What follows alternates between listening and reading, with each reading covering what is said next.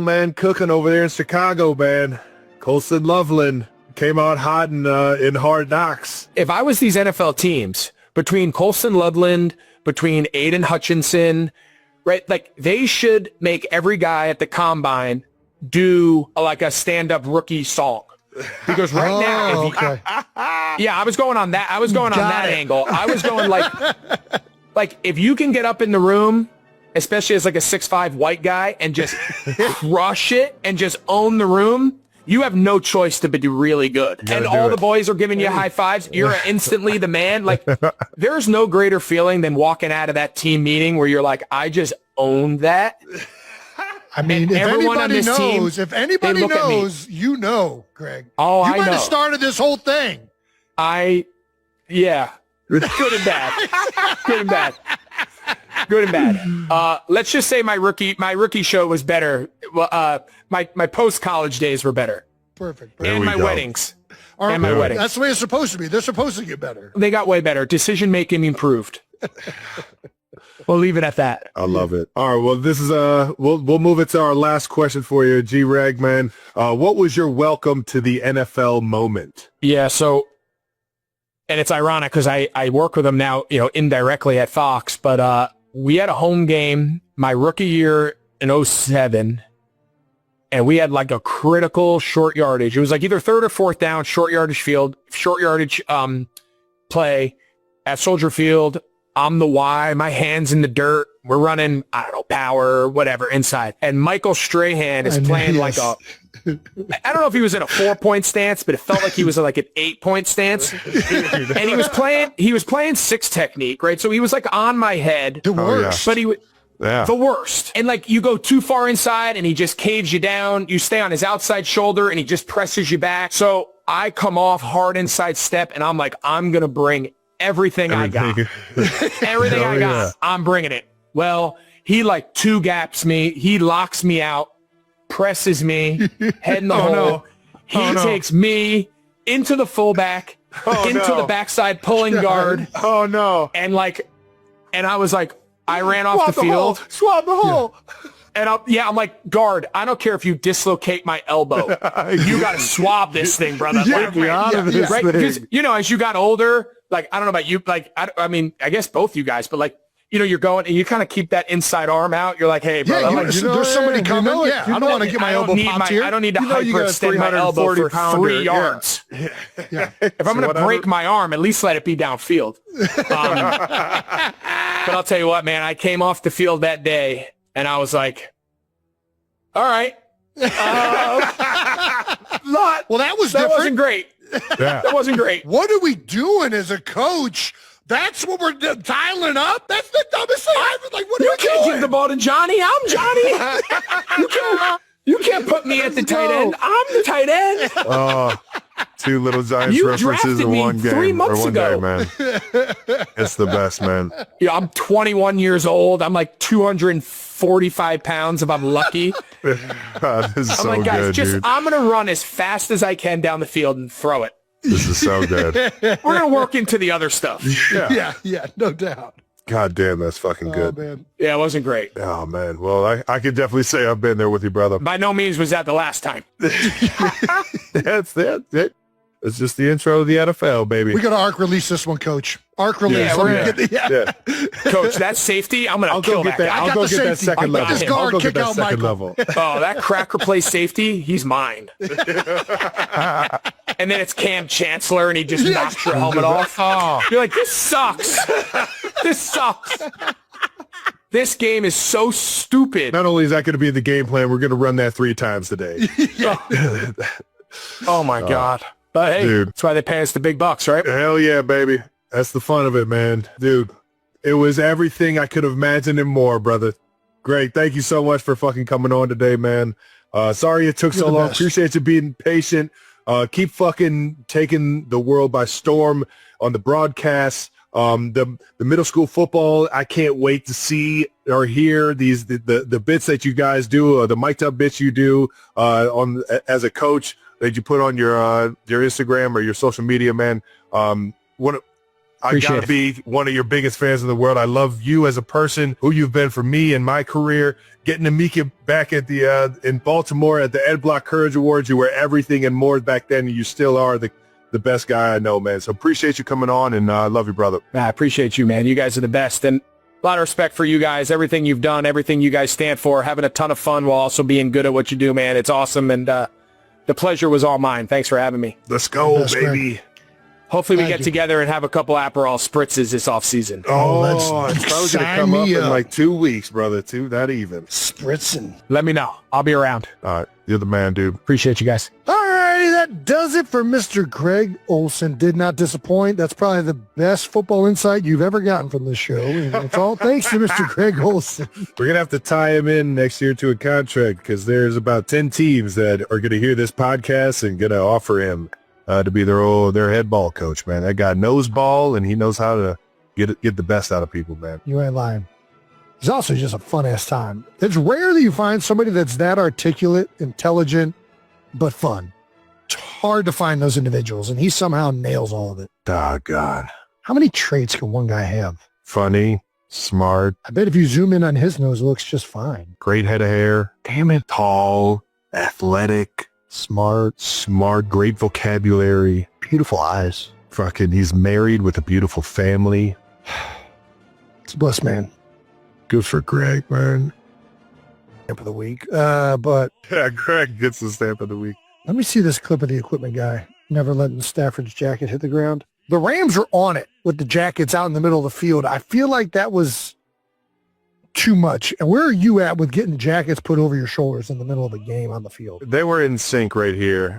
I'm not a big jacket guy. Like, what is that doing? Like, there's no way you're gaining that much heat from throwing a... It's not heat. It's just keeping the wind off of you, I think. I gotcha, but guys, I mean, come on. I'm not a hand warmer guy. I did the hand warmer. I would put a towel in it if it was like wet out so that I could keep my hand dry. I hear you on that. I think when I was younger, I did it and I didn't love it. And I felt like it was like the more that I wear, the less like free I felt. It felt like I was kind of like in a straitjacket when I wore a lot of layers. So I just eat the fact that I'm just going to be cold as fuck for 4 hours and I'll be fine no matter what. I haven't like noticed that it's going to like make me stiffer and like the cold is going to make me less athletic. Like when you start running and your body gets warmed up, like we're outside playing football. Like I'm not going to be stiff that way. I feel like the more layers I had on, that was restricting me more than like if I'm just cold as balls. Yeah, 100% agree. All right, I'm going to say this. Although I'm against the coats in the middle of the game, I will say when it is a weather game, equipment managers matter more. People don't understand this. Like equipment people actually end up playing an impact in the game. How well they articulate to the players, like changing your cleats. I know my man Greg is on top of it with the Eagles most of the time. He is meticulous about telling guys, hey, it's slick out there, yada, yada, yada. But also like the balls, like whoever's in charge of getting the balls ready for game day, when the weather's good, like it's not that important. It really shows up when you got a little bit of rain or snow. If that ball hasn't been broken in properly, it just gets slick. It doesn't feel right. Half of it is just being prepared for the situation. Like I know my guy, Alan Wright, shout out to Alan Wright over in Kansas City. Just got inducted to, I believe, the Missouri Sports Hall of Fame I think he's been doing this with the Chiefs for maybe 40 years, 50 years, something crazy like that. He's still doing it. It's being prepared for all the elements. For sure. It's having the, and it's kind of like putting your own twist on things. Like, how can you be creative to help guys always be at their best in the elements and always have something available for them? I think is the cool thing. Like I know the deep diving suits with the scuba suits became a thing. You know, it's just like, but it's like as things are like coming up or as things are kind of becoming a trend and things like that, having all that shit ready, knowing what to order before the season for your specific players on how they like to be ready for it. It's always different, man. But it becomes magnified when it's colder or the rain or the snow. Like it really does make a competitive advantage for your players. And that's one of the things I always loved was like the fact that like the equipment guys have put in the extra time. I got to give a quick shout out to my equipment guy, Craig Blake. I don't know if you're watching, but let me tell you, I'd go into that shower and Craig would be scrubbing them balls and he'd be getting them right. Man. And Come I'm on, telling you, man. he'd be in the shower. I'd be going in there showering. I feel a little bit weird that I'm naked showering next to Craig, and Craig's trying to get the balls right for game day, God and damn he's it, just Jason. scrubbing away at these balls. Can we give the guy? You're scrubbing balls. He's scrubbing balls. Can we give him the chance to scrub some balls without you scrubbing your balls next to him? I mean, listen, he's doing it in the shower. There's limited, especially in a away game. There's limited shower space. So yeah, I'm gonna go equipment guy. Although I'm not about the jacket, I respect the dedication to the craft. Rams equipment guy. Don't know your name. You get my stamp of the week. I'll give the fucking stamp of the week to Kayshon Boutte. Did you see this fucking one-handed catch for the Patriots? Did I see it? I was there. Good. It was that they were, I mean, the 30 for 30 on him says it so perfectly from back in the day too, but the like swagger and it was like the bravado that Miami had. It was on top of all that other stuff. So college football is just better when Miami is balling out. So I agree. Well, I'm glad you guys feel that way because our Miami guys are a little obnoxious, like they walk around and, they, especially probably of the last like 20 years, we didn't accomplish shit. Like we all were in Miami, but we didn't actually like win anything worth meaning, but like we still acted like we did. Yeah, but I think that Miami though, it feels like, there's a confident like swagger to it, but it doesn't feel like conceited, kind of like arrogant, like pompous. You know what I mean? Like that, those are the type of ones that you really get upset with. Like Miami's like a bunch of dogs that are just like achieving their dreams and love playing the game. That's kind of the vibe I always got. Yeah, that's you know what I mean. There's like a little bit of a difference. Doubt. The thing about Miami guys is the high energy and the things they say.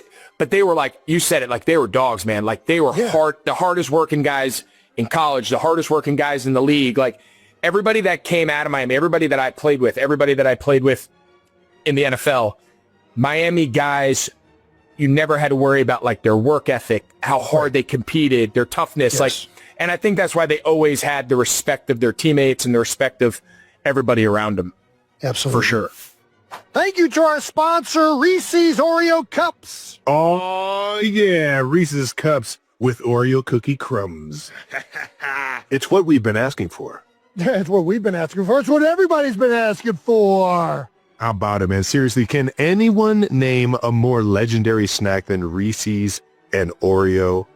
Probably you not. put them together and it's like, it's perfection. I don't think I can name a better one. I mean, I eat a lot of snacks too. I consider myself a snack expert. I am a snack, candy, cookie expert, and nothing fucking compares. Nothing is beating Reese's Cups with Oreos. Get your Reese's Oreo Cups today wherever candy is sold. Reese's Oreo Cup, the cookie crumbs, the ultimate snacking legend. Thank you to our partner, American Express. If there's one thing that can get us through long winters, it's a good, hearty meal with good company. Yeah, there's really nothing like it. And, when you can be rewarded for those meals, it's unbeatable. When you use the newly enhanced American Express Platinum Card, you get access to dining benefits at over 10,000 U.S. Resi restaurants. That means when you enroll, you can get up to $100 back every 3 months on eligible Resi purchases at Resi restaurants. With these dining benefits, premium travel perks, entertainment options, and award-winning American Express service, well, you know what they say. There's nothing like Platinum. Terms apply. Learn more at americanexpress.com/withplatinum. Thank you to our partner, Adobe Acrobat Studio. How about it? Acrobat has been reimagined with brand new features like PDF spaces to help you be way more productive in way less time. That's right. Meetings, projects, maybe even a podcast prep can all be streamlined with this tool. All right. Now, Brandon, can you give us a hand here in showing the good people of the 92% community how to use these incredible new features? 92%ers, you might not believe it, but prepping this podcast does in fact take time. Every weekend, we've got hours of highlights and game notes to go through from every game over the weekend and across the internet. And between group chats, Slacks, different kinds of docs, Jake just texted me random stuff on the side about the Jets that I don't care about. It takes a lot to coordinate all this, right? But with PDF Spaces, the New Heights team can drop files or paste text with all of our notes, links, articles, and then use the AI assistant to generate call-outs for the show when recapping all the weekly NFL games to help build out the show rundown. Acrobat Spaces gives us the ability to consolidate all the content from across the internet and lets our team pick only the best stuff to keep in the show. We can drop all of our files into one PDF space and help us come up with the best stuff for the guys to talk about. It does make being an intern a lot easier. So if you want to be like our intern and save yourself and your team a ton of time, check out Adobe Acrobat Studio at adobe.com/do-that-with-Acrobat. All right, let's talk some pro ball, man. Let's talk some divisional round from last week, man. We had some great games, and our first one I wanted to get into was this Bills-Broncos game. Right now, Bills are taking some heat, man. They fired McDivitt. Josh is taking McDermott. Damn it. Do it They again. fired McDermott. They fired McDermott, and This TV shit ain't easy. dude, That's right. names the worst over here, the absolute worst. It is hard. And by the way, I have to give you flowers from the jump. You are the best at it right now, brother. My favorite to listen to. 92%ers. I don't give a shit if you think I'm biased. This man is the best calling the games right now, and I fucking love every single game that I get to listen to. Thanks, buddy. I love my guy Troy at ESPN. Troy and Joe Buck are phenomenal. Yeah, they do great. I'm not trying to throw shade anywhere, but I will say it's pretty routinely acknowledged from players that Greg offers some of the best insight of all time calling games. And he makes Like, I it think fun, there's- man. It's I high just think there's energy. It's something- good times, baby. Well, it's high energy, it's good times, but there's really good insight that I think you could tell. I mean, everybody's brought this up. Like, you're the son of a coach. Like, the way you think about the game is very holistic. You're very caught up with the analytics. Like, I'm not telling you anything you know, but as a player, we all just enjoy how much you put into it, and it's apparent.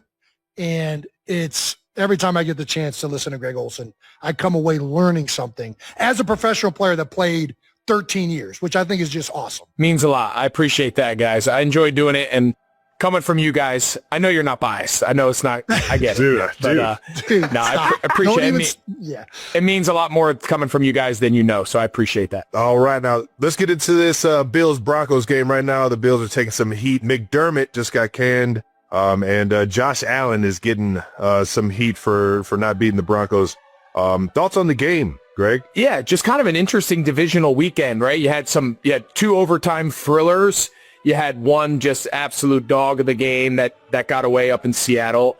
And then one kind of a clunky game with the Texans, and, that game kind of got weird and whatnot. And New England played well enough, didn't necessarily play great, but, just a struggle. So it was kind of a weird weekend all around. Usually the divisional round is when it gets really fun.